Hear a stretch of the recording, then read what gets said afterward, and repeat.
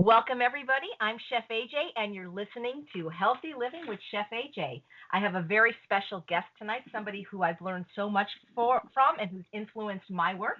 Her name is Kay Sheppard. She's an MA, and she is the best-selling author of Food Addiction, The Body Knows, From the First Bite, and Food Addiction Healing Day by Day. Kay is a licensed mental health counselor and a certified eating disorder specialist.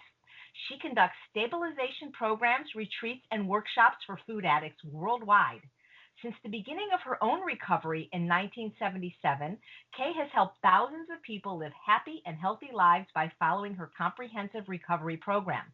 If you'd like more information on food addiction and support for recovery, please go to Kay's website, which is www.kaysheppard.com, and it's spelled KaySheppard. And please welcome to the call, Kay Sheppard. Thank you, AJ. This is so exciting. I just know that I'm going to have so much fun talking to you tonight. I've always enjoyed talking to you. I feel like I'm in the presence of royalty because I really believe that you and Dr. Ifland are really two of the world leaders in food addiction, and you really have been doing it longer than just about anybody, Kay.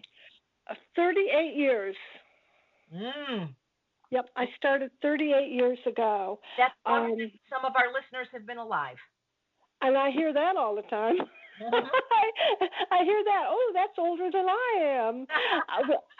Well, tonight, we're going to talk about food addiction, but just earlier when you and I were talking, AJ, we determined that the real term that we want to use is refined food addiction, because of course we're not addicted to all foods, broccoli being the one you mentioned.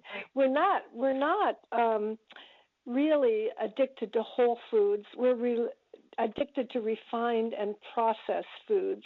So anything that's been pre-digested, shall we say, it's been processed and put through the mills and the grinders and all that, those are the foods that really affect us. So we want to talk about refined food addiction actually as a disease. And I do believe that addiction is a disease. There are some very good disease models of the disease of addiction. And when we talk about refined food addiction, there's an implication that there's a physiological biochemical condition of the body and brain that creates craving for refined carbohydrates. And really all the action is in the brain. It really is a brain disease. And we'll talk about that just a little bit. The craving that's created for refined carbohydrates and refined and processed foods is the underlying biochemistry that's comparable to alcoholism or the alcoholic's craving for alcohol. So when we say addiction, I really believe we're addicted exactly the same way a drug addict is addicted or an alcoholic is addicted. I truly believe in the disease concept of addiction, and that refined and processed foods are really drugs and not nutrients at all. Yeah, go ahead. I mean, it's just I wrote this book on process, which didn't yet deal with the addictive part, but I just seem to know that processed foods were not favorable and unprocessed foods, whole foods were. I didn't know why at the time, but, when Dr. Ifland talked about stabilizing brain chemistry, it's like, well, hello.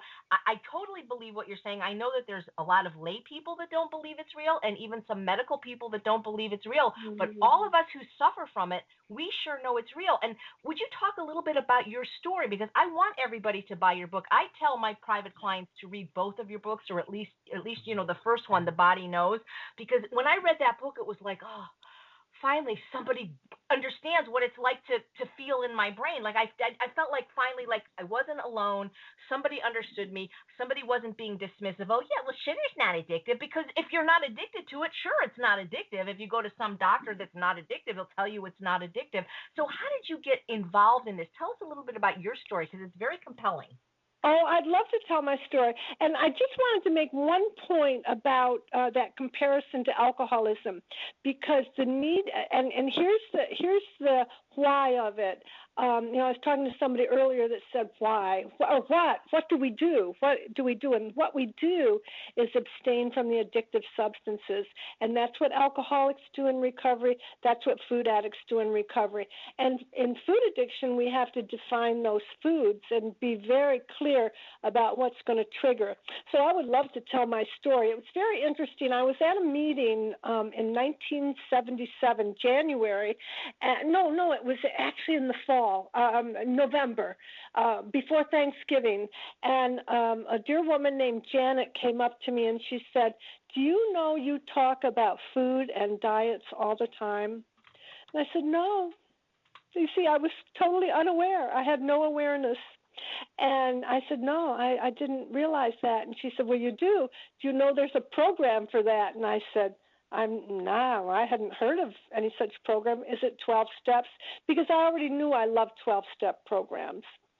So she said, yes, it is. And she sent me to a 12-step program for people who talked about diets and food all the time. So if we were going to do a diagnosis, if somebody said, how do you diagnose food addiction? Well, people that talk about food and diets a lot, because that's really what food addiction is about: obsession with food, obsession with weight, and then loss of control over the amount eaten. Because when we lose control over the amount we eat, then we need the diets. So we're always thinking about food, we're always thinking about diets. But isn't that, it was so great in my life and such a blessing that this woman in one sentence diagnosed my problem and then sent me to the right place.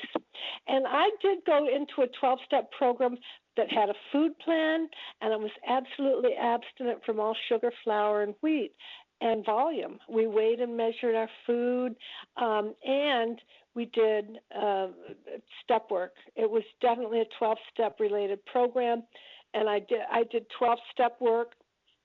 I stayed abstinent for 8 months, and then I had a quick relapse, and that relapse consisted of getting upset over something and not dealing with it well, and then eating over it. And I think that is really key to the disease of food addiction.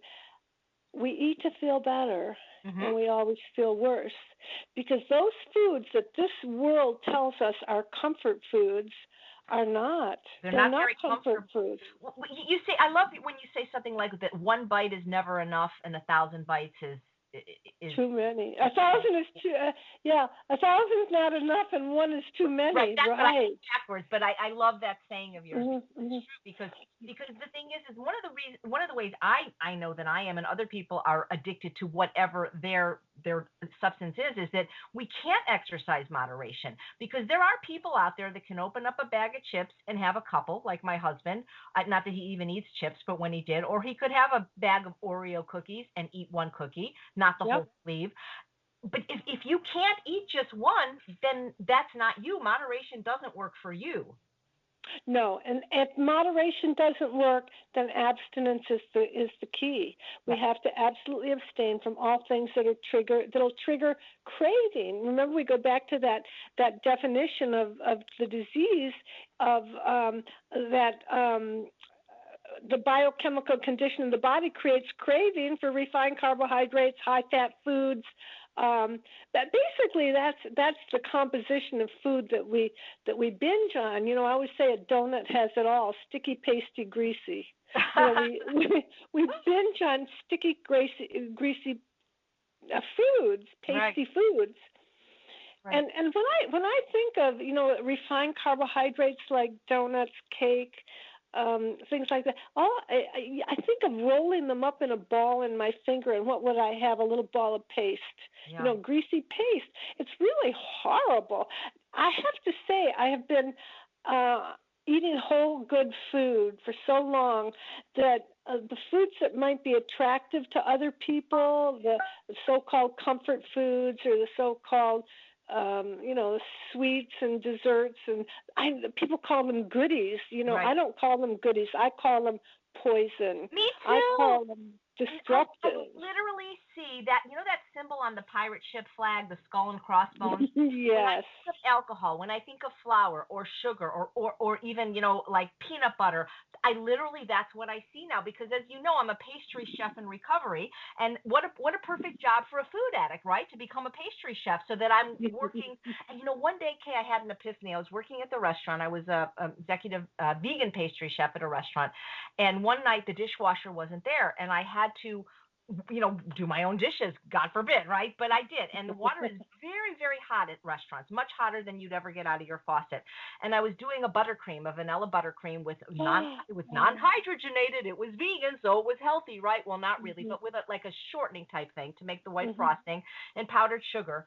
And I couldn't get it off the Cuisinart. I couldn't get it off the plastic sides, no matter how much. And I'm thinking to myself, if I can't even rinse it off, the equipment, what's it doing to my body, And it was really like, that's when I really started to question that maybe these things that I was giving people, the way I was making my living, maybe this really wasn't such a good thing, Oh, I know, and I could just see the grease floating on the top of that dishwater water from that recipe. I can just visualize it. It must have been like concrete. And that used to Awful. be my favorite thing. I mean, my thing, and everybody has different binge foods, but my thing, I white buttercream frosting, because we grew up, everything was always chocolate, and it's like, well, why can't we have vanilla? And so when I grew up, I went and that would be my thing. I would have white cupcakes with white frosting, and they would come in these 6-packs at Ralph's with the sprinkles, and I would cut them in half and eat them like little sandwiches, because I felt if I was eating that way, it was a sandwich. I wasn't really eating a cupcake. I was actually eating a sandwich of buttercream frosting. Oh my gosh! Oh my! I mean, I think that stuff would actually kill me if I ate it today. Hey, we talked earlier, and I want to say this to the listeners: is people just don't like this concept of abstinence. I'll get people coming to me for weight loss, and I try to, we do a comprehensive food journal, and of course they're food addicts, and of course they're addicted to the refined carbohydrates, either the flour, the sugar, the alcohol, or all three. And I explain to them that we need to take these out of their diets, if they want to get better. And they like flip out. It's like anything but that. And I explain to them that the weight is not the problem. The food addiction is the problem. The weight is the symptom. And when you deal with the food addiction, the brain chemistry normalizes and the weight just takes care of itself. And I use the analogy that if you come to me for help and you're not willing to be abstinent of the things that are causing the problem, that would be like going to your doctor because you have lung cancer and say, Doc, I got lung cancer. Can you tell me what the best cigarette I should be smoking is? I mean, that's exactly, or being an alcoholic and saying to, what alcohol, what kind can I drink now? You can't. And people seem to have the hardest time to wrap their head around this concept of abstinence. And not nobody, but a lot of people just don't want to do it. Well, I think they've thought it through more than I did, because I just went on the food plan and I started to feel so much better, so much healthier, so much, the fog lifted. I didn't have cravings. And I want to talk about cravings again, because those foods trigger craving. Yes, absolutely. And I had an experience with craving not too long ago. I want to tell you, I've been clean of sugar, flour, wheat, refined and processed foods. I have had no cravings and no hunger on my food plan for years and years and years.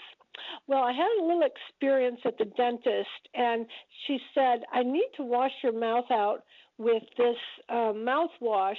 There's no alcohol in it, because she knew I was very careful about not ever putting, because there's no alcohol on my food plan either. It's a highly refined carbohydrate. Yes. So she said there's no alcohol in it. So I rinsed my mouth with this mouthwash, and I said to her, I don't feel comfortable with the way my mouth feels. There may not have been alcohol in it, but there was something that isn't friendly to my taste buds.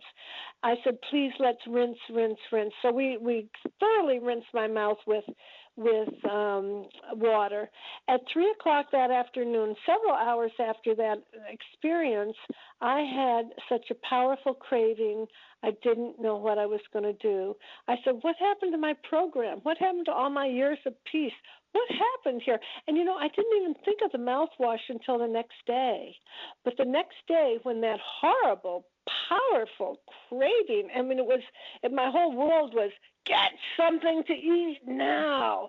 That craving and that obsession and that it's visceral, it's physical. And it was so powerful. And the next day, it was gone, and I started to talk to a friend about it that I talk about my recovery to, and I said, "Oh my goodness, it was the mouthwash." What was Now, in it, just you that, think? What do you think was in it? glycerin. Glycerin is just like sugar. Right. That's why even like with vanilla, I know you sell a wonderful vanilla powder on your website. People don't realize that it's really great that they're getting these alcohol-free extracts. Wonderful that they're doing that. But when glycerin is the first ingredient, glycerin is a code word for sugar. There's a lot of code words out there for sugar. Well, I had a physician from California call me many years ago and say, be sure that glycerin is named as something you need to abstain from. Be sure you put that information out to your people, because she said they were running tests on children as for some medication, a medication trial. And she said all the children became hypoglycemic, and they couldn't understand why, because they knew the medication would not cause hypoglycemia until they realized that the carrier for the medication was glycerin, and the glycerin was triggering hypoglycemia in all these children. So glycerin has a terrible effect on blood glucose levels. Yep. And, of course, the whole thing about our recovery is to maintain a stable blood glucose level. It's very critical to eat our meals on a regular basis, to eat food that is balanced between protein and carbohydrate, complex carbohydrate, never refined or processed. Right, exactly. And to eat regularly to keep our metabolism level, which keeps our mood level. Mm-hmm. So not only the food we choose, but how frequently we eat it. And I believe in eating like at 8 and 12:30 and 6 and then I even have food before bed. So and by the way, my very scientifically sound food plan is on my website for anybody that wants it. Also, there are a number of articles on the food plan on my website about recovery and about the disease of food addiction. So there's a lot of information there. That brings me to some of the questions from the listeners, and Jimmy asked this, a lot of people did. What exactly is food addiction, and how do I know if I'm truly a food addict? Well, food addiction is, as I said, it's a physiological condition of the body that creates craving for refined carbohydrate. And we know, I think the three questions that we would ask is, do I think about food a lot? In other words, am I obsessed? Do I think about diets a lot? Am I obsessed with weight? Yeah. And can I control how much I eat? Wow. There's a nice long list of questions actually in Food Addiction the Body Knows if people want to look at that. And I think there's probably a list of questions on my website that people could refer to if they really want to self-diagnose. And I really think that addiction is very commonly self-diagnosed. Right. And it's funny because, one of the things we have today, other than refined carbohydrates, which we didn't have, our ancestors didn't eat them, and I would guess they probably didn't suffer from this disease, is we have blogs. And to me, blogs are like television commercials, but worse, 24 hours worth of food porn. And, you find out some of these bloggers actually have really serious eating disorders. And I stay away from it. I don't subscribe to any food magazines anymore. I don't watch I know Dr. Ifland doesn't watch TV at all. I still watch PBS, but I don't watch television commercials. I don't, because it's just like an orgy out there, Well, there is, and I have to say that recovery is the process of losing awareness. I have lost awareness of those things. I have to tell you, I don't even see them. I don't engage them. I don't think about them. I don't get involved with them. I don't stop and look at things in the store or on a menu. I do not romance food. I have really lost awareness of those foods that are detrimental to my health and my well-being and my very life. Wow. So it's and this is something I wanted to say about once we've figured out what is food addiction, and I may well be a food addict, so I'm going to pursue some questions about that. And then what do I do about it? Well, what I do about it is become very focused, and I spend a lot of effort in recovery until it becomes a more natural way of life. I truly believe that our disease is carved into our brain. Yeah. And we have to get a new brain in recovery. And we get a new brain in recovery by thinking different thoughts, eating different foods, working on our belief system. There's a whole belief system around, I call it crap food. And when I say crap food, I'm talking about caffeine, refined food, processed food, sugars, alcohol, those things that flood the brain with neurotransmitters, and then the disease is about flooding the brain and then depleting the brain. So the brain is flooded by those things. But for instance, think of it this way: the brain, we eat some sugar, and the brain is flooded with dopamine and serotonin, and we get this high because those are feel-good neurotransmitters. Mm-hmm. So we get this high and we feel great, and then the body goes to work and says, "Uh-oh, I'm in trouble. I've got to get rid of this toxic poison that's in my body." So the pancreas secretes insulin. It starts grabbing the sugar out of the bloodstream, and I go into depletion. So now my brain is in deficit. It was first flooded. Now it's depleted. Now I'm not going to get back to baseline and feel good again for 24 hours. Yeah. So for that 15-minute high, I'm going to pay by feeling crappy for 24 hours. So what am I going to do to feel good again? Well, I have this memory that I felt good when I ate sugar. Yep. So I'll eat it again and again and again and again, and each time I flood the brain with serotonin and dopamine. I'm going to go through that withdrawal, that 24 hours of feeling badly, which is going to demand more and more and more. And that's really how we build tolerance for the substance. So that's how the disease progresses. It takes more sugar to get the desired result, and it takes more sugar more frequently. And I'm talking about sugar, but I'm talking about animal fat, flour, processed foods, any of the foods that we think of as our binge food. It might be bread and butter. It might be chocolate cake. Right. It might be pizza. Who knows? A lot of people seem to binge on pizza.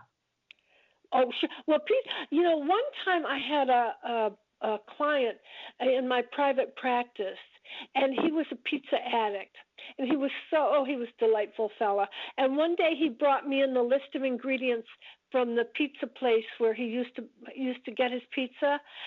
AJ, I bet there were 80 ingredients, and most of them weren't even food. That's I just posted on my Facebook page a video that was not meant to be funny by McDonald's. Like so proud that their French fries had 18 ingredients. I make French fries, Kay. I take a sweet potato or a potato and I cut it up and I bake it in the oven plain. That's a French fry to me. It has one potato. How do you have 18 ingredients in a French fry? I know it. It's crazy. It's crazy. And I remember years ago when I was first in program, we used to use a product, Lipton onion soup mix. Mm-hmm. And we used to sprinkle it on our chicken, and it was great. It contained 3 ingredients: salt, onion, and some kind of beef bouillon, kind of a beefy thing. And it had nothing in it that would trigger us at all. Now, to look at that, it probably has 12 different ingredients. I bet. And the thing is, what people have to understand, if they're still eating any processed food, and is that these companies sometimes change their formulations, but don't always tell us. So we have to be diligent about reading the labels or going on their websites and checking that. That's why I think it's better to not eat processed food without labels. Then you really don't have to worry. Exactly. Exactly. How do you feel about food additives, though? Like things like citric acid and things. I mean, like I'm sure they're not healthful. Or carrageenan and plant milk, things like that. Like, what do you think about Well, additives? Well, some of those would be addictive triggers. Yeah. So I'm very careful about additives. I know carrageenan is not on our food plan. I think it's the basic idea is to keep it really simple and eat real food. Right. So the more ingredients there are, the more processed and the more somebody's fooled with it. Yep, exactly. So Yeah. many people, and they say they're sugar addicts, but we know that they're just refined carbohydrate addicts because it can be the alcohol and the bread, which are just as bad. They have such a hard time going even 24 hours without their addictive drug that they can't seem. How do you get them started? Like I work at a place called True North where they actually do medically supervised therapeutic water fasting, and that really seems to help when you're abstaining from all food in a environment of total rest. But people that can't get away or have jobs and they're using these foods to medicate or just get through the day, what hope can we give them to get started? Because we're telling them to go 24 hours, they can't even go 24 minutes. Well, that's where recovery comes in. That's where support comes in. Recovery comes in. Number one, and some people do need to be in a supervised setting, but many people get abstinent in their own homes on their own turf, and basically the way to get through 24 hours, we never ever suggest fasting because fasting is just setting up for a binge unless it's in a supervised situation. Right. I will never recommend. Yes. In fact, fasting is really part of the disease process for us because it comes under the heading of bulimia and anorexia. So we don't set people up for a binge by suggesting that they fast. Right. So what we do actually is we have this wonderful food plan. We give people support. If I were supporting somebody in their own home, I've got a friend right now that's doing it on her own, and she's working all this week. She has had a headache, but she's on the phone a lot. I've given her a lot of phone support, teaching her how to do the food plan. I've taken her grocery shopping. So this is somebody in her first week who's really doing a good job, and had been asking questions up till now and had a very good idea what I did. But she has started doing it, and she's doing it. But one thing I have to say about our food plan: people are not hungry. The food is very tasty, and eventually, once a person has completed withdrawals, which might take about 4 days. So there might be about 4 days of discomfort, but a lot of support, phone calls, meetings, maybe some people even go and stay with their sponsor. But my friend has actually carried on working and has completed withdrawal just this past week. What are the most common symptoms of withdrawal from the refined carbohydrates? Because a lot of people report headaches and shakiness and irritability and things like that. Just like the flu. Some people have flu-like symptoms. Some people I've had people that have slept for 3 or 4 days, just sleep, get up and have meals, go to a meeting and sleep between meals and before and after the meeting. And some people carry on, do their work, but there's almost always headache, maybe aches, pains, chills. Some people feel even like they have the flu. Some people are nauseated. Some people have vomiting. It depends. There are definitely different levels of withdrawals, but I would warn that there are withdrawals, and they do last 4 to 5 days. And almost always, AJ, on day 5, people feel better. That's great. So there's hope. I know that for me, I didn't really have physical symptoms as much as emotional ones. And for me, when I really got off sugar, I cried every day for 3 weeks. But then after 3 weeks, it was like, okay, I'm done. it was more of like the emotional roller coaster, because I have been medicating with sugar and flour for 43 years. I mean, that was all I ate. I ate no fruits and vegetables. So it was hard, but was it worth it? Hell yeah. Would I ever want to go through it again? No. And for me, one of the reasons that I love abstinence, and for me, abstinence is bliss, is because I don't ever want to go through withdrawal again. I've had one relapse, and that was enough to just send me like, you know what, I'm not doing this again. I agree. It's and you know, while you're in recovery, it's time to focus on developing a whole new mindset about food. You know, learning about nutritious food, learning how to prepare nutritious food. Making the good food as good as possible. It's a whole different world. And you know, I've had people just walk up and look at my grocery cart and say, "Wow, do you eat healthy?" I know. And I do. Oh my God, that happens to me. You know, I go to Costco because Costco is amazing for selling organic fruits and vegetables, and people look at me, you know, because they've got cigarettes and alcohol in their cart, and they're having pizza and soda, and they look at me like, you know, like in shock and disbelief, you know, like they can't believe that people actually eat these things. You know, it's so bizarre, you know, how like we're the odd ones now. I love what you said about do not romance food, because so many people are like, Chef AJ, write another cookbook. And I'm like, I have no interest in getting in the kitchen and creating and testing recipes. There's enough recipes out there. Just learn to eat the food, you know, and it's not our recipes that's causing this disease, that's causing people's inability to stay abstinent. It's the disease. So let me ask you a question. What is a certified eating disorder specialist, and how did you get that wonderful title? Oh, I've been a certified eating disorder specialist since the International Association of Eating Disorder Professionals was formed in the 1980s. I was one of the founding members. And it's the International Association of Eating Disorder Professionals, and I think it gave me credibility when we were so young and new in the field, and our field was young and new in those years, and I think they played a really important role in awareness of eating disorders. So. Is there a curriculum that some of us could look into? Because that sounds like a title that I would love, because I mean, I feel like I'm sort of dabbling in this anyway. Well, I can only talk about what I did, but it requires a master's degree. Okay, forget it.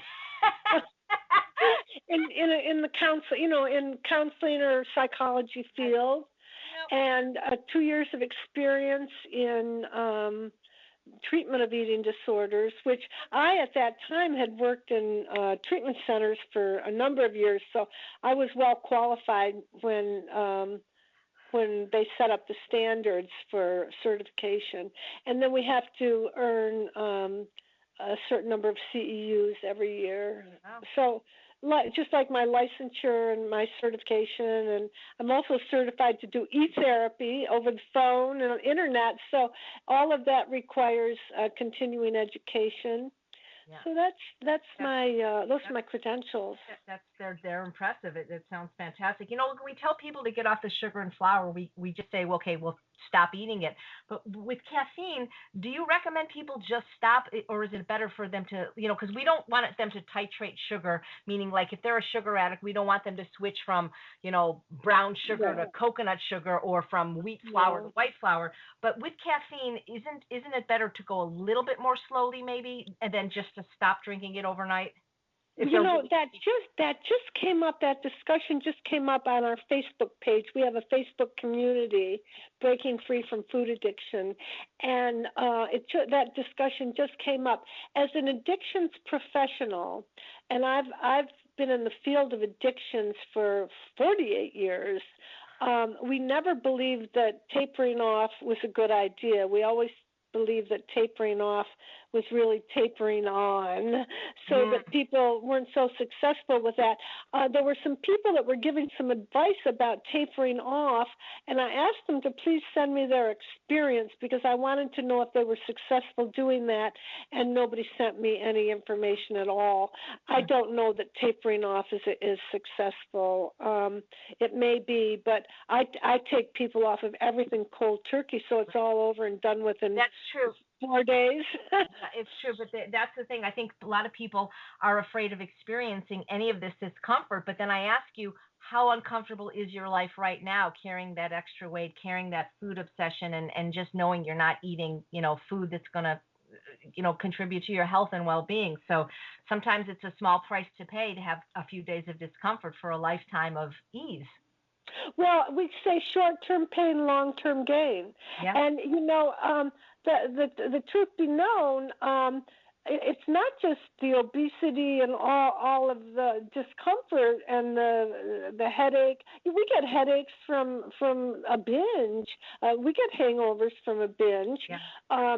But I'm also thinking about Nancy Appleton's work, AJ.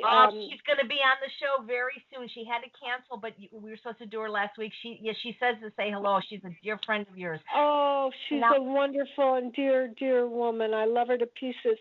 She's identified 149 different diseases associated with the eating of sugar. I mean, we're keeping the doctors in business. And if you like to sit in the doctor's office, eat sugar. That's what I say. What's funny is I went to a lecture last night at the Muse School, and the speaker was a local plant-based pediatrician named Dr. Jay Gordon. And one of the first things he said, I'm just going to say it, parents, sugar is poison. It affects every metabolic process in your body. And it's so refreshing to have doctors that aren't afraid to say that don't tiptoe around it and say, well, a little's okay. I remember in the old days, they used to have lollipops in the doctor's office. Yes. And now I think even people that banks and places where they give out candy, they ask permission before they hand it to a child anymore. Yeah. I think people are becoming aware. There was a wonderful documentary Katie Couric sponsored, Fed Up. And basically the point that they made was you can watch what you eat, and you can exercise all around the clock, but it's not going to do anything about obesity unless you eliminate certain kinds of foods. Right. You can never out-exercise or out-train a bad diet. That is for sure, I love that. You can never out-exercise or out-train a bad diet. You can't. You can't. And I truly believe in the absolute elimination of all things that will trigger craving, right. No matter what it is, and it might be as simple as mouthwash. And I mean, when I had that experience, in a way, as horrible as it was and as mind-blowing as it was, I felt it was a valuable experience because it took me right back to day one. Yeah, it's amazing how quickly, and I find, Kate, after being abstinent for so long, do you call it a sobriety date when it's not alcohol? But I always say my sugar, July 6th, 2003. That I find that when I have it, which is never on purpose except for one time, I'm much more sensitive to it, and it takes less for it to have its effect. Yeah. And I know I probably told this story before on these calls, but I haven't told it to you. I still drink. I'm allergic to milk, and I've been allergic to dairy my whole life, and so I drink alternative milks. And I usually make them myself, like oats and water, almond, or I'll have some almond milk, which and I don't drink it a lot, but I maybe will use a half a cup here or there in a recipe. But sometimes I buy the box stuff, and we happened to be on our yearly vacation at Big Bear, so I wasn't making it from scratch, so we bought the box stuff, and I always get the one that's unsweetened without any oil or sugar. It does have a little bit of salt, and my husband knows which one to buy, and so he went out and bought it, and we were having this little, like a sorbet thing where you take just enough of the milk to get the blended or put in with the frozen banana, and that was our dessert. We have it all the time, and it's always delicious. And on this particular night, we were speaking about binging, we don't binge on food anymore. We binge on watching Downton Abbey, our favorite show. We were watching the whole me too. first three seasons, and I'm eating it that particular night, and I'm like, oh, and usually it's like, oh, this is good. That's my response to food now. This is good. I'm hungry. This is good. This is satisfying. But we're eating it that night, and I'm like, oh my God, this is so good. This is so delicious. This is the best ice cream I ever had. Let's make more. Now, usually we do about 3 bananas between us, and I never go back for seconds because I'm too lazy to make it. And I'm like thinking to myself, but this is unusual. I had a full dinner. Why do I want more? And I started to make more, and I looked at the carton, and he accidentally bought the one with sugar. Oh 2 ounces man. of a liquid with sugar, and already I was back in the pleasure trap. Those neural circuits were banging on my brain like eat, eat. It was just crazy how quickly it Yeah. happened and how sensitive I was just to the smallest amount because I had been abstinent so long. And then I knew right there. I said, I know this is real. That I'm not just making this up because I didn't Right. know that it had sugar in it at first, or I would never have had it. So, and what do you think about all these? It drives me crazy because people are like, well, but I don't eat sugar. I eat agave or I eat coconut sugar. And, Yeah. people need to understand, if you want to eat, I always tell people that this is my program and yours and any of these, they're not a court ordered program. They should be.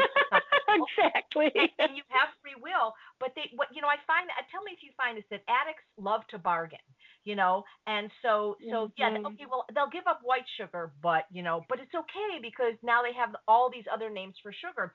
And so what I see a lot of people doing is turning to things that are the non-caloric sweeteners, like stevia, like erythritol, like xylitol. And honestly, I don't see them getting better or even necessarily losing much weight. I wonder what your thoughts are on these things. Well, I think they're all sugar. Yeah. Yeah, there's still a refine. You see, all addictive substances go through the refinement process. I say So that again. Could you say yeah, that again? People need to hear that sentence. all addictive. Yeah, I'd like to say, in fact, the whole thing about addictive substances. All addictive substances go through the refinement process. They're quickly absorbed because they're refined. They alter brain chemistry and they change mood. Oh, So it's that refinement. So if you see a white powder, it might be stevia or it might be cocaine or it might be sugar, but it's a white powder and it's been through the refinement process. those few sentences you just said are the epitome of everything. I want people to understand that. Because if somebody grew a stevia plant and chewed a leaf, for whatever reason, it probably isn't the worst thing in the world. But like you said, it's the refinement process. There is no erythritol in nature. There is no xylitol in No. nature. And people have to understand that it's not the carbohydrate that's the problem, the complex carbohydrate. It's the refining of the complex carbohydrate, which is why, Exactly. brilliant. And those things that end in OL are all sugars. They're all alcohol sugars. Sure. So that's part of the big old con game. It's just a big old con game, trying to make people think they're not eating sugar by putting a crazy name on it and making sugar a different way. They're all sugar. Right. And those darn packets that people on diets have been using forever are full of sugar. Dextrose is the first ingredient, and then they put in some whatever the other crap they put in there, and it's all a big, huge con game to make money for the food processors. Right. We're just. I mean, I stepped out of victimhood. I'm not a victim of their dishonesty and their power, their absolute power. The sugar lobby is so powerful, it makes me cringe. Yep. They're kind of like they're like the tobacco industry was. They really are. Oh, totally.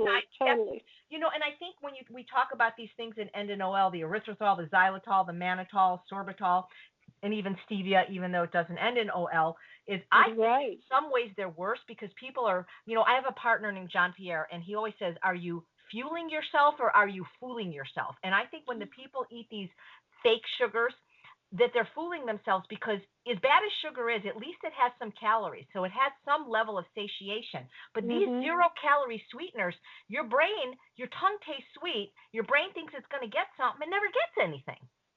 Well, and of course that wonderful researcher in Paris, in France, what the heck was his name? Oh shoot, I can't think of his name. He offered sugar or cocaine to cocaine-addicted laboratory animals, and they chose sugar every time. I know. Isn't that amazing? If you ever remember his name, tell me, because I do cite that research a lot, and I cannot. I would love to find that. Serge Ahmed. I think it's Sergeahmed. I think is his name. Serge Ahmed. That's lovely guy. I met him in Washington State. I have a list of questions that people could ask themselves if they wonder if they're a food addict. Would you like me to go through it? Absolutely. I'll take the test with him. Sure. Okay. Has anyone ever told you that you have a problem with food? Yes. Do you think food is a problem for you? Yes. Do you eat large amounts of high-calorie food in short amounts of time? Not anymore, but I used to. Used to. Do you eat over feelings? Not so much anymore, but I used to for most of my life. Used to. Yep. Yeah. Can you stop eating whenever you wish? Well, not if it's a refined carbohydrate, but if it's a whole natural food, I can. Exactly. Yeah. Has your eating or weight ever interfered with your job, relationship, or finances? When hasn't it? Okay. How often do you get weighed? Every day. You know what?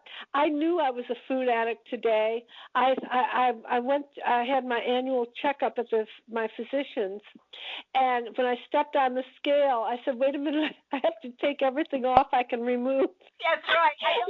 I remember. Let me tell you this. A long time ago, I remember taking my retainer out. Like, if that like 1/1,000,000th of an ounce was going to make a difference, you know? I know it. That's what I'm saying. I'm saying to myself, "You are such a food addict." Anyway, do you ever judge yourself by the number on the scale? Every day.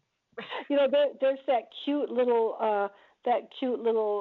cartoon of the two little girls looking at a scale, and one little girl said to the other one, "Don't step on that; it makes you cry." Oh, and that's what we're teaching our daughters. Yeah. That is so. Do you often eat more than you plan to eat?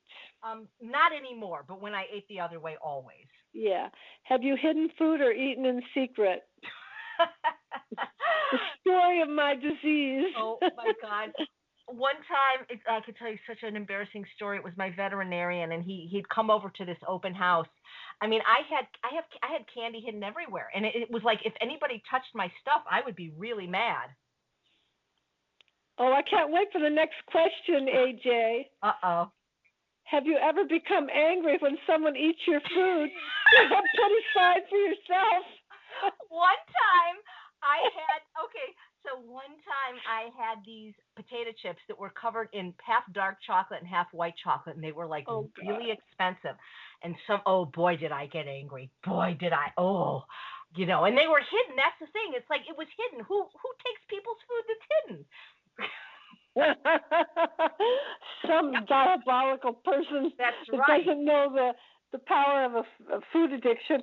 Have you ever been anxious about your size, shape, or weight? Yes. Every day. How many weight loss programs have you tried? Well, probably all of them, I think. So, except, I've never tried paleo because that wasn't invented.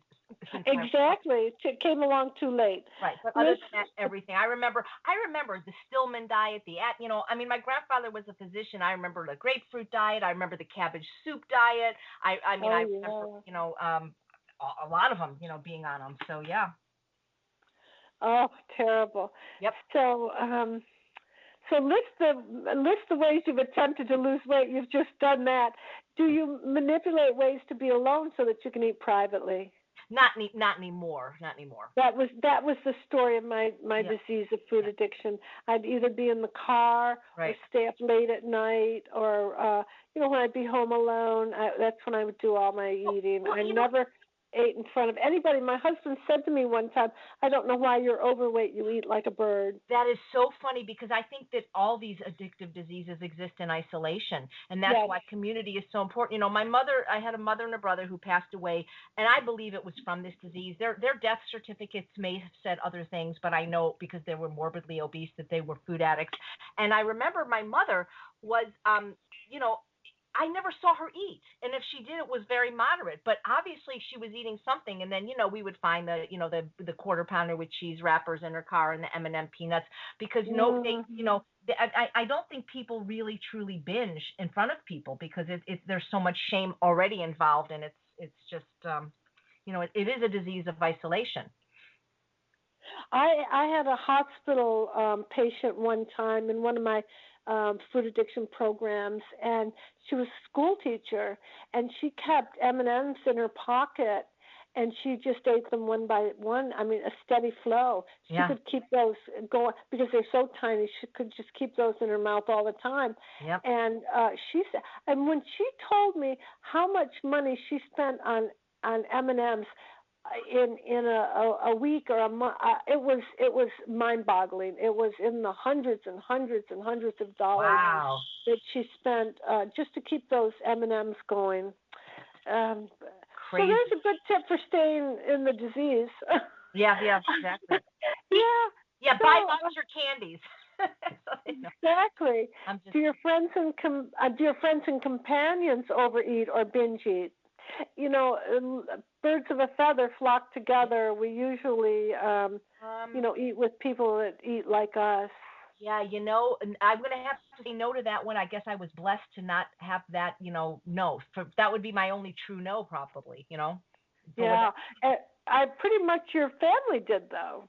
Yeah. Oh, I have a story. My brother, the one that died of food addiction last year at 61, technically it was pancreatic cancer. My mother used to have Cool Whip in the house. We kept kosher.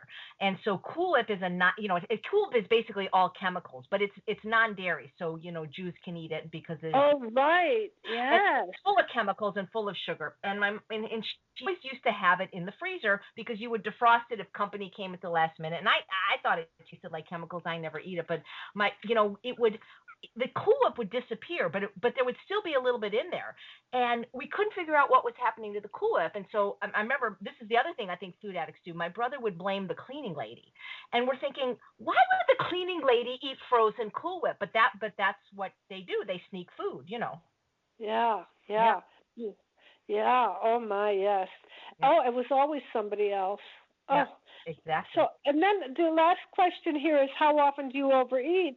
And I have to say that I didn't overeat every day until really almost the end of my disease process. Before I got into recovery, I was a real binge eater. So sure. I would go along and eat pretty well for a while, and then I would have a big old binge. And then I'd feel awful. Oh, it is awful. But at least, I believe that binge eating disorder is recognized now in the DSM, the whatever that stands for, Diagnostic and Statistical Manual. So it's considered a real disease now. Well, not quite yet, but they now have binge eating disorder. Yeah, that's what I thought. BED, right? Binge eating disorder. They're getting closer. They're getting closer to having it. We're working toward it. Well, I know that a lot of people are putting a lot of effort into getting it in there. Personally, I don't care. I know food addiction is a problem, and I'm here to help whomever wants help. I'm here for the willing, people that want good information. We've got good information. We've got good direction. And I think there's a lot of interesting articles on my website. If people just went through and read those, I think they'd learn a lot about food addiction. Are other than you and Dr. Ifland, are there anybody else maybe we should be aware of that's treating this? You said there were some medical doctors in Florida, that there are people that are really trying to make this more well known, that it's a problem. Well, I don't know if there's anybody treating it, but there are certainly Dr. Kelly Brunell. I've heard that name. Who was at Yale and is now at Rutgers, and Dr. Mark Gold from the University of Florida have written a book called Food Addiction, something or other. It's a great, big, beautiful, expensive book. And Joan Ifland and I and another one of our friends wrote a chapter for that book. That's so there are people, they're highly educated, and we had I can also refer, AJ, you might enjoy this. We did several years ago. We did a summit in Washington State, and it was called let me see, foodaddictionsummit.org. And there were scientists from all over the country, including Canada, all over the world, really, Canadians and the scientists from France that did the cocaine sugar research, Dr. Ernest Noble, who has worked on the genetics of food addiction. There were scientists and people like myself that presented, and there was a panel of food addicts that presented their stories. And a lot of that is on that website, foodaddictionsummit.org. Loaded with good information. That's right. They even have some videos people can watch, and they're very yes. And Joan presented at that as well. I did see that video, and I'm going to watch it again. I remember really enjoying that. So there's different recovery programs, and I mean I think the one that most people have heard of or more familiar with. There's OA, Overeaters Anonymous. There's one called FAA, Food Addicts Anonymous. I've heard of RFA, Recovering Food Addicts. I've heard of FAIR, which stands for Food Addicts in Recovery, and one called CEA, Compulsive Eaters Anonymous, Honest, Open, and Willing. Do you have any thoughts on any of these groups, or is it just important? Oh, you just named them all. They're wonderful. Some of them support a good, clean food plan. Some of them do not. My favorite among the list is Recovery from Food Addiction, RFA. Yes. And their website is recoveryfromfoodaddiction.org. I think FAA is dynamite. Food Addicts Anonymous. They promote an abstinent food plan. OA is a little weak in the food plan area. They may have groups in different areas that people are on the food plan, but it's their personal choice. Sure. And FA, I'm not that familiar with. That's FAIR, Food Addicts in Recovery. They call it FA. Not so familiar with that one. Okay, that's good. The only thing, it's interesting because before I even met you, I worked for a doctor named Dr. Ellen Goldhammer, who wrote The Pleasure Trap. I believe I sent you that book when I first met you. And all the things that he requires abstinence from, just from what he calls a health-promoting diet, is the same things you require abstinence from to treat this disease. And I thought, this is really interesting because they're coming at it from two different angles, and yet they all agree that like things like chocolate, things like alcohol, flours, sugars, we should be abstinent from. So the one thing I have a question from, and this is the one thing I don't do, because I'm going to be honest, I've never been to any of these groups. It's almost like I channel them somehow through these people that I learn from. But the volume part, and what I don't understand is, I eat a lot of vegetables, and vegetables are 100 calories a pound, and I can't see why I have to manage the volume of vegetables I eat when they're like water. It's like that would be like me saying, well, I have to measure how much water I'm drinking. That's the one thing of all the things that kind of just I can't wrap my head around yet. Yeah, well, we manage volume. Of course, this is exactly what you're saying. We weigh and measure in order to manage volume because volume is an issue. And one of the things is we want to stop the behavior. I would guarantee that a real food addict, if we said go ahead and eat all the vegetables you want, would design a perfect binge on a whole bunch of vegetables. Interesting. Because we're binge eaters. It's volume is an addictive substance, and you can certainly eat enough carrots to trigger the disease of food addiction. If we sat down and just munched on carrots, there'd be enough sugar in those carrots certainly to trigger our disease.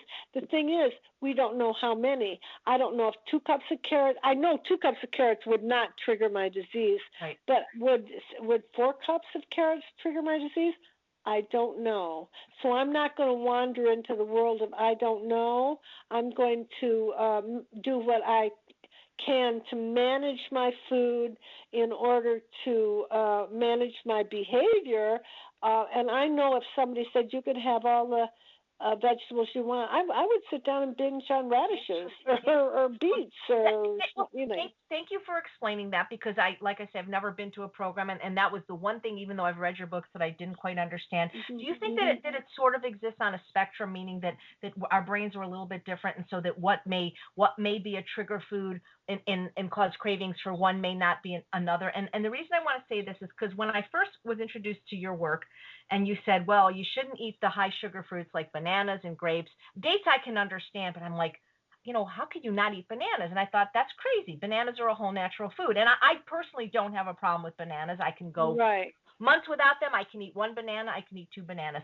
But I thought about that, and I thought, this is crazy, And then when I was at True North this last time, I worked there every time of the holidays.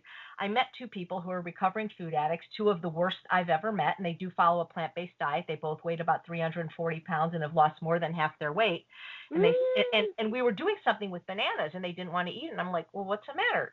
And they go, well, I can't eat a banana. If I eat one banana, I eat 22 bananas. And I'm like, so for some people, so what I guess my question is it possible that there are some things that some people can have and some people can't, or is it an absolute, like, no bananas no matter what? Well, we say no bananas because we want to always take the safe. we want the safest, cleanest possible. So if I had bananas on my food plan, those two people would not have done well on my food plan. You see, right. But I've got a little banana story for you. Oh, great. Years ago, I developed with Terry Gorski a relapse prevention program for a treatment center for food addicts, and so I hired a counselor, and she didn't have any place to live. So I said, well, come and stay. I'm just staying in the company condo. Come and stay with me until you find an apartment. So she came and stayed with me, and she came in with her groceries, and she said, I'm on your exact food plan, but I do eat bananas. And she came in with her groceries, and AJ, she had the biggest, I bet there were 12 bananas in this great big hand of bananas.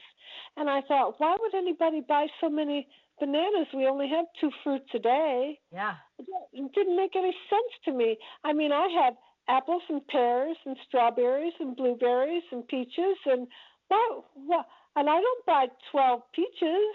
I go, what is she doing? Yeah. And she puts the bananas down. She said, now my serving is half a banana.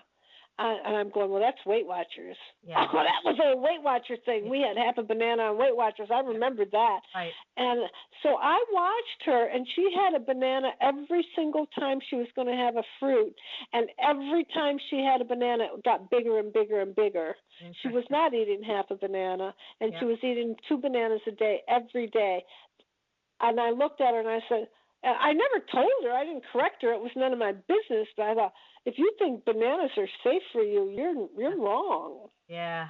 I hope I don't get to that point that I can't manage my bananas. But I think I've come a long way, and thanks to people like you and Joan who've taught me so much.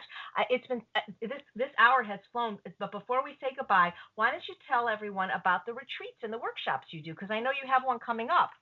Oh, we do have a retreat coming up in New York, in Westchester County, in March, the weekend of March 27th, I believe it is. And the information is all on my website. We're going to do a mindfulness retreat, and we're going to focus on focus, focus and effort. How to focus, how to what we need to do. And we want to meet everybody exactly where they are. So somebody that's new will have a place to work, and somebody that's been around longer, we'll meet them where they are. And we'll work on their stuck points, or we'll work on whatever they need. So we offer things. We offer consultations on my website. And stabilization program. So browse my website and see what we have to offer. We have meetings, phone and online meetings. I host 2 online meetings a week myself. So if people have questions, they can always chime into those and ask questions. Yeah, that's fantastic. You mentioned you're going to focus on focus, and what people maybe don't know yet, if they're still in the throes of the disease, is when you give up the refined carbohydrates, your ability to focus becomes improved. The fog goes away, and so many people had the fog lifted. Yeah, Yep. Well, we hope the fog lifts for all of you, and we hope that you'll read Kay's books. They're absolutely wonderful. And please check out her website, www.kaysheppard.com, spelled KAYSHEPPARD. It's just been a pleasure talking to you. I'm so honored to know you, and just you just got to stay around a lot longer because you're helping so many people. You really, I think you really pioneered this work, and read Kay's books, and then you'll know whether or not you're a food addict. Believe me, you'll know right away. Thank you, AJ. Yeah. Thank you so much, and thank you all for listening. I'm Chef AJ. You're listening to Healthy Living with Chef AJ, and I make healthy taste delicious. Good night, everybody. Night.